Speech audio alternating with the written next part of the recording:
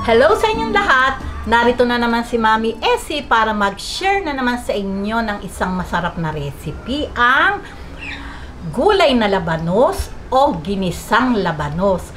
Pero bago tayo mag-umpisa, kung kayo ay nasa Facebook, don't forget to follow, like, and share.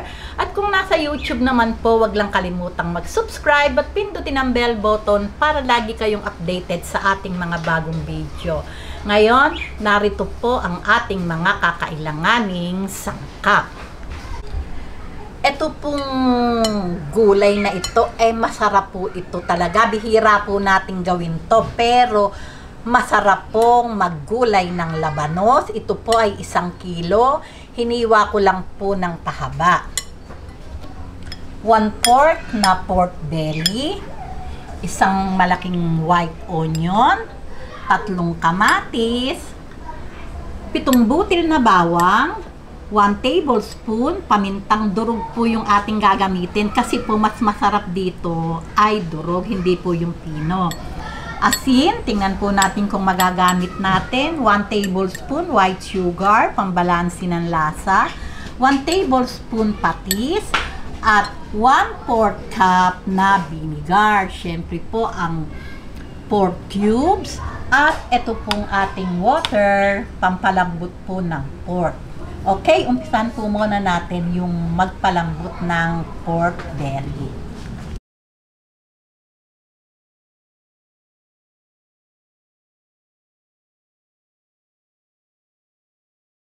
Okay, heto na po yung aking ginayat na pork belly. Hiniwa ko din po ng pahaba.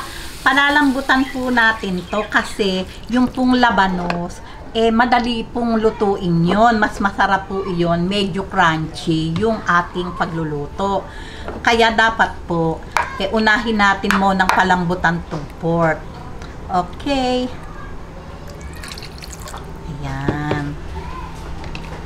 Magbabalik po ako pag malambot na.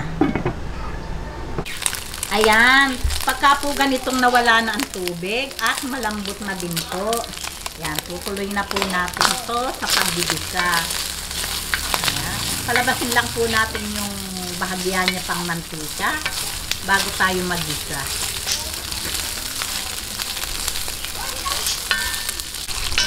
Ayan, gisa-gisahin lang po natin hanggang medyo siya mag-light brown.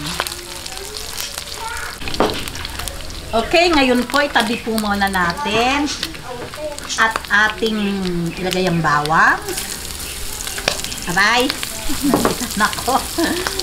Ayan, gisa-gisahin lang po natin ang bahagya. Ilalagay ko na po itong sibuyas na white kasi po may katagalan itong lumambot. Ayan, masarap po, maraming sibuyas. Ayan, pagka po ganitong malambot na yung ating sibuyas, lagay na po natin itong ating kamatis. Gisa-gisahin lang po natin. Ayan. Pagka po kamatis na, pwede na po natin ihalo itong ating pork na kasama na sa paggisa. Ayan. Ayan, hintayin lang po natin lumambot yung kamatis bago natin ilagay yung ating labanos. Lagay po natin ang patis. Ayan, 1 tablespoon. Paminta, maglagay po tayo ng konti kasi yung iba, pag nakalagay na po yung labanos. Ayan. Lagay po natin itong ating pork cubes.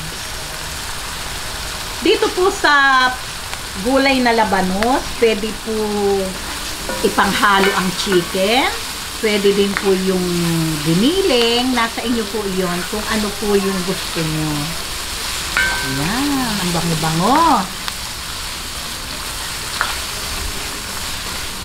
Ayan, pagka po ganitong malambot na ang kamatis, iligay na po natin itong ating labanos. Ayan, halo-haloin lang po natin.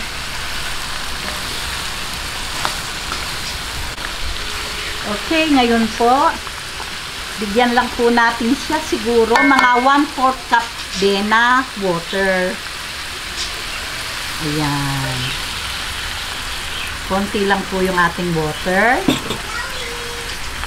Lalagay na po natin itong 1/4 cup na vinegar. Ayan. Hindi po natin yan hahaluin.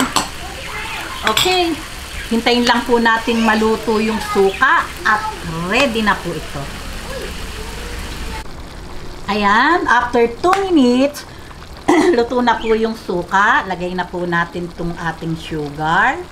1 tablespoon lang po yung ating ilalagay. Pambalansi lang po ng lasa.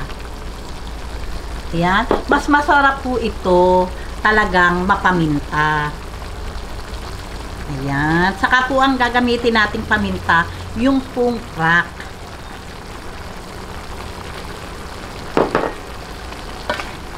Ayan.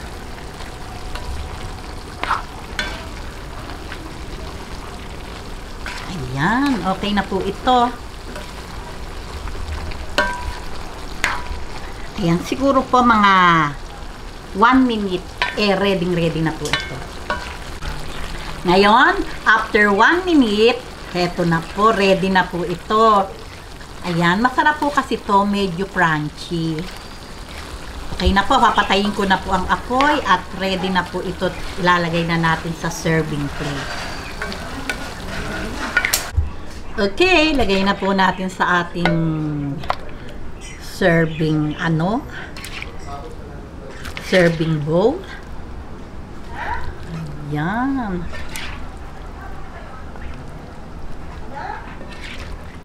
Ayan, sigurado pong pag ito ang ating inuluto, tanggal ang umay natin sa ating mga pinagkakain ng holiday season. O di po ba? Okay, heto na po, ready na po itong ating napakasarap na ulam para sa ating tanghalian. Siyempre po, tikiman na po tayo. Lutuin nyo na po ito, talaga naman pong masarap. Okay, tikman na po natin.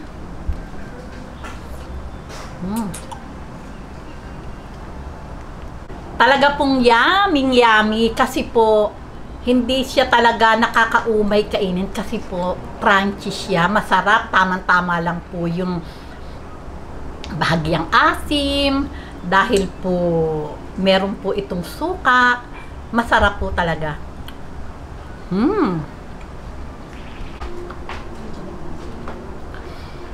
O, paano po? Kung nagustuhan nyo ang video na to, huwag lang kalimutang mag-likes and don't forget to share and subscribe. Babuus!